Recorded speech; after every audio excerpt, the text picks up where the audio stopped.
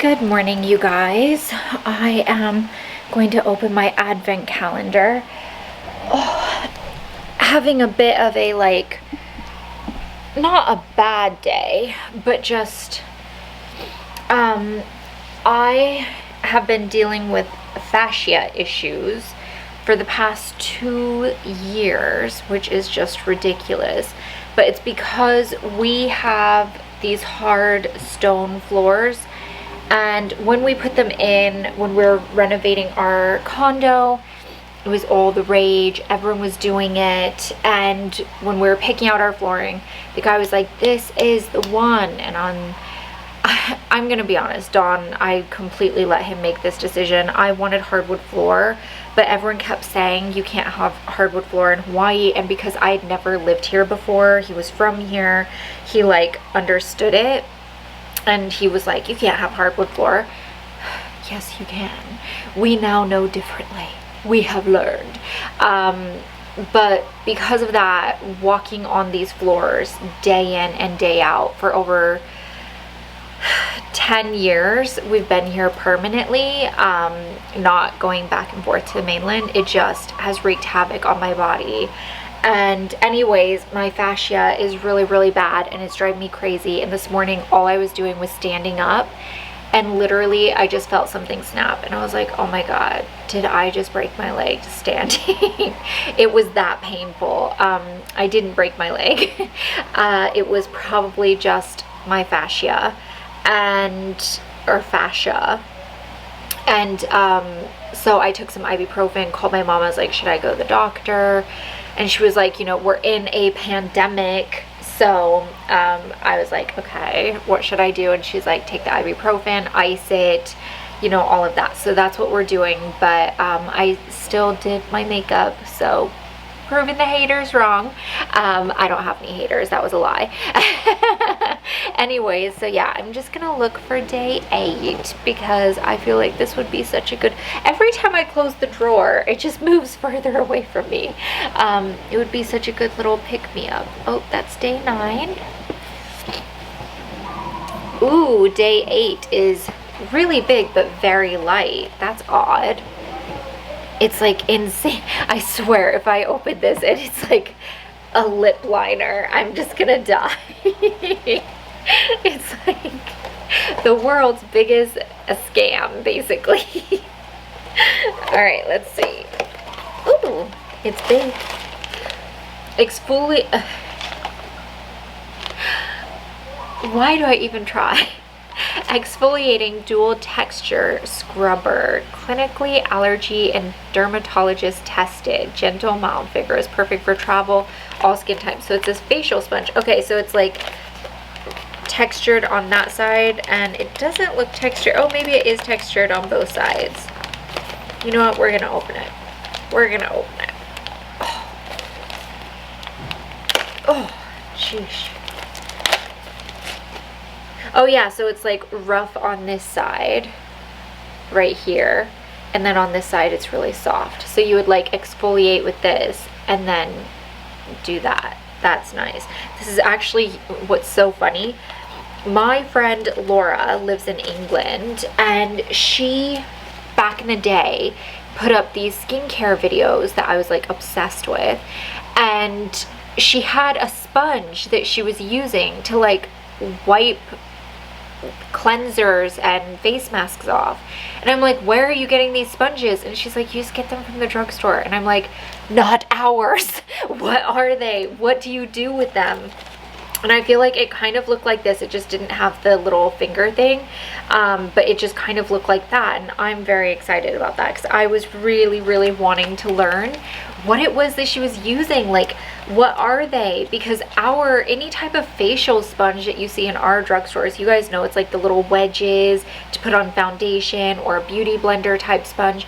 You don't see like it looked foam. It looked very interesting. In fact, you know what? I'm gonna link the video that I'm talking about down below. She has a lot of them, but I'll link one of them because I'm still literally, this was like 3 years ago, you guys. This is how my mind works. I still need to know, what does this sponge feel like? What is the texture? What's going on? Oh, you know what? I'm gonna toss this box. I'm basically just gonna have a trash can full of Advent boxes right next to me there, and it'll just stay like that. Also, got a little package today. This is a gift that I got for one of my favorite YouTubers. There's somebody that I watch religiously. Her name's Lydia Millen. Absolutely obsessed with her content, and honestly I feel blessed to have found her, especially, I mean, I followed her for years, but I feel like especially this year she really kind of took one for the team, and for all of her followers she continued to put out content that was completely unrelated to COVID, didn't talk about it much on her channel, and she went from uploading like 2 days a week to uploading like 5 days a week. During their lockdown in the UK, she started putting up content on Instagram, TikTok. She was putting more content on her blog. Like literally, she turned herself into a workhorse to make sure that we, her followers, had a lot of content to keep us occupied and busy and entertained during our lockdowns. And she also at the same time received a ridiculous amount of trolling. Like the level of trolling that this girl gets is ridiculous, but also the things that they were trolling her about. So like there was a company named the Farmer's Hamper that sent her a basket, and it was actually started by doctors. And the idea was the healthcare workers in the UK had limited time to be shopping, and when they would get to the grocery store, all the food was essentially gone. And this was back in like March, April during their lockdown, and so they were sourcing directly from farmers, and then they started the Farmer's Hamper, where the company would like source directly from farmers, put together these baskets and send them out to people. And they do a lot of work in the community. I've actually spoken directly with the people there because I ended up ordering because I saw it on Lydia's channel, and I was like, oh my gosh, this is such a cool gift idea. And I sent one to my friend Laura, and she then ended up sharing a lot of that food with all of her neighbors, the elderly, stuff like that. And it was really such a fun experience. But Lydia got attacked for accepting a basket because they were like, there's people starving, they shouldn't be sending it to her, they should be sending it to a food bank. And I'm like, but the idea is for the company to make money so that they can send food to food banks, which they do. And they've talked about that, how they've partnered within the local community there. And it baffled me. And she just got trolled so hard. And she, at the same time, had become a workhorse for us. And it pushed her to her limits. And you could really tell, and I felt really bad. And then after everything that happened with I really depended on her content during March, April, and May, kind of as a distraction from everything going on with my sister Heather, who had COVID. And I just enjoyed being able to not think about work. I didn't want to think about COVID. I didn't want to think about anything. And so being able to depend on her putting up content so regularly was nice. And then again in August and September with Mandy, it really, really helped. I feel really emotional today for some reason, but I just can't even tell you guys how much it helped to be able to tune into her vlogs and not hear about COVID and not hear about anybody talking about Mandy or anything that's wrong with her, or what her doctors were saying, because I just needed that moment, and it was just so nice. And so I want to send her a thank you, because I think that oftentimes we forget that the people behind the camera are real humans and they have feelings. And she's talked quite openly about how she has really, really struggled these past few months with her mental health, and she's had to create all these she's had to create new boundaries for her content where, you know, she vlogs less in her bedroom, and she doesn't allow people to send her messages on Instagram, and, you know, stuff like this, things that we all used to enjoy. We used to enjoy seeing her little late night chats and stuff like that, but we don't get that anymore. And I just wanted to send like a thank you to her, to just say like, you really carried me through this year. I ended up watching her entire Vlogmas videos ever. I went back, I've already seen them before because I was following her back then too, but I literally watched every single one over the summer. And I would sit down like in August and September and watch maybe 4 or 5 of them in a row. And so I just wanted to say a thank you to her. And she is building a greenhouse and really getting into gardening for the first time. And my mom has a favorite seed company named Botanical Interests. And I went on and I ordered her the Botanical Interest Heirloom Organic Seed Bank. And basically what this is, these like seed packets, by the way, are just the most beautifully designed packets, the best I've seen so far. Come on. My mom has like this huge like binder that's like this thick, filled with seed packets from them. But so I added a couple for her. So in the seed bank you get English thyme, contender beans, early wonder beets, honey nut squash winter. I think this looks like butternut squash, but look at just how pretty these seed packets are. Aren't they just gorgeous? Broccoli, carrots, celery, eggplant, kale, lettuce, peas, sugar pie pumpkin. I just think that this, I feel like this one is like super cute. It's just adorable. Cherry bell radish. Okay, sorry about that. My battery died. So I said squash. They call it courgette. And then some summer squash. The Lakota winter squash I think is absolutely beautiful. I really want to know what it tastes like. Some Swiss chard, Roma tomatoes, Pole cherry tomatoes. This is a red and yellow blend. I actually want to get some of these for myself because it looks so cool. Some beefsteak tomatoes, turnips, watermelon, cucumber, and then I added this in. It is the Big Max pumpkin. Look at how big that pumpkin is. Like, how ridiculous is that? It says grow the biggest jack-o'-lantern in your neighborhood, may reach 100 pounds.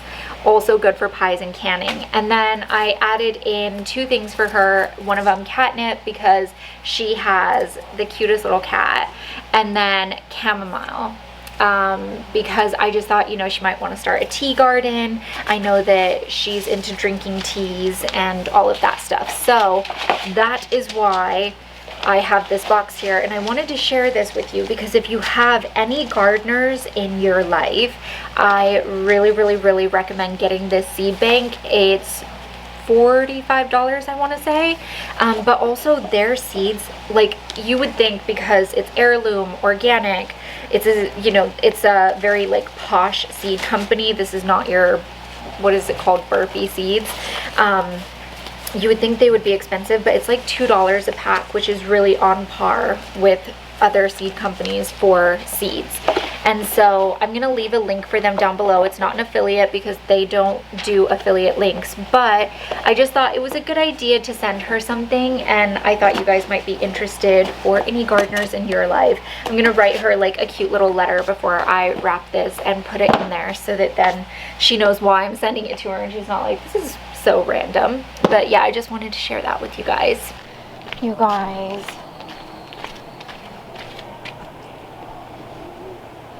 look at what the birds did. We were out here not even an hour ago and it was fine. I am so annoyed by this. I just can't even tell ya. How sad is that?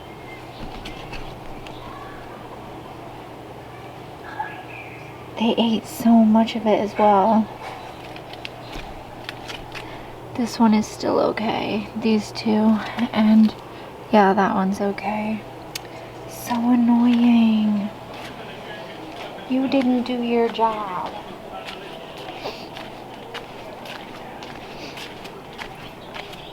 Look at how much that sweet potato has grown. Like, how crazy is that? Nothing from this one yet. And then this one is right there.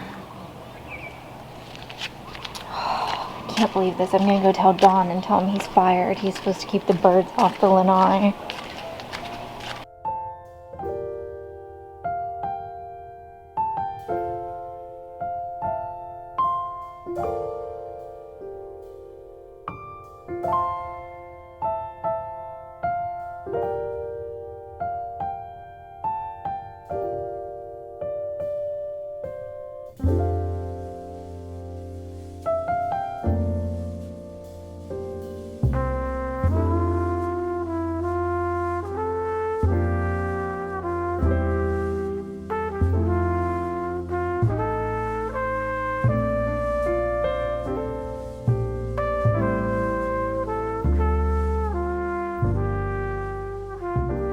Favorite things to do is come in here, put on some Enya. I'm currently listening to her And Winter Came CD album on the Apple Music. I absolutely love this album. This one and the Sarah McLachlan. I think it's just called Wintertime Sarah McLachlan. Winter Song, that's what it's called. Both of those are just, they're unusual Christmas albums, and I just love it. But I am currently working on my time management. I have a lot of goals, and I'm feeling a little bit overwhelmed, and I just thought, you know what? I'm gonna sit down, and what I did was I wrote out in my notebook everything that I wanted to get done in a day. And it's all the normal things that I want to get done. And it's like for the multiple businesses, for my YouTube channel, my Instagram, TikTok, because now I'm doing TikTok. You know, it's all the things that I want to get done. And it ended up being 13 things, which I was like, okay, that's going to be 13 hours worth of work every single day. And then I was like, okay, calm down. Let's break this down. I can do a 1 hour power hour of cleaning every single day, and my house will stay clean because it's just Dawn and I. And Louis, he hasn't learned how to put away his toys yet. So I was like, okay, so we can do 1 hour of that and we'll be okay. Then I was like, it feels weird talking to you guys like this. I feel a little bit awkward, but it's just my, like, this is my spot that I brainstorm. But anyways, then I was like, doing my Instagram stuff does not take 1 hour. So automatically labeling that an hour was ridiculous. So I toned that back to 20 minutes. And then I was like, okay, what else? And I just went through doing that, and I feel so much better. I have it all organized. I've time blocked for the day, and it's so much easier this way. I love it. And so if any of you are feeling slightly overwhelmed, you have a lot of goals, I'm gonna just sit up. But you have a lot of goals that you feel like you want to accomplish, but you're just like, oh, I just don't have the time. First, make a list of things you want to accomplish. Then make a list prioritizing the list you just made. So mark them from highest priority to least priority. Then go through and mark how much time it'll take to complete each task that you've written down. And then go through and put it into a time block calendar. I time block by the 15-minute mark because some things only take 10-15 minutes. If I'm like, oh, pay the electric bill, that's gonna take me 5 minutes tops. But I do need to write it down so I don't forget. So I don't actually have to write that one down because it's on auto pay, but I'm using it as an example. I'm trying. I hope you guys are getting the example here.